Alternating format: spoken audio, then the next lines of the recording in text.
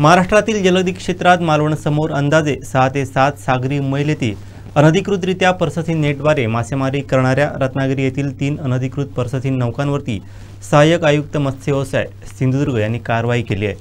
महाराष्ट्र सागरी मासेमारी नियमन अधिनियमन 1981 व सुधारणा अधिनियमन 2021 अंतर्गत ही कारवाई करण्यात आली आहे।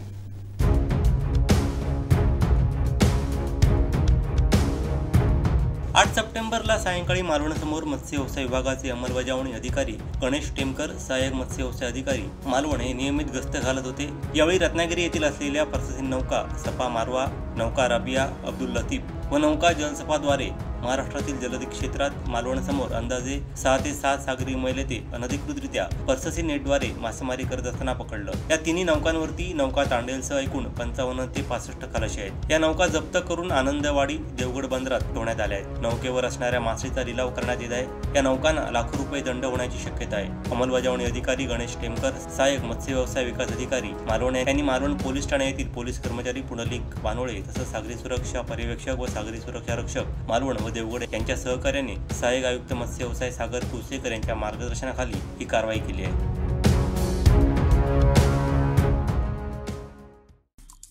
आमचे दिवसभरातले सर्व अपडेट्स, ताज्या घडामोडी आणि थेट लाईव्ह पाहण्यासाठी सबस्क्राइब करा, लाईक करा कोकणचं नंबर 1 महा चॅनल कोकण 7 लाईव्हचं YouTube चॅनल।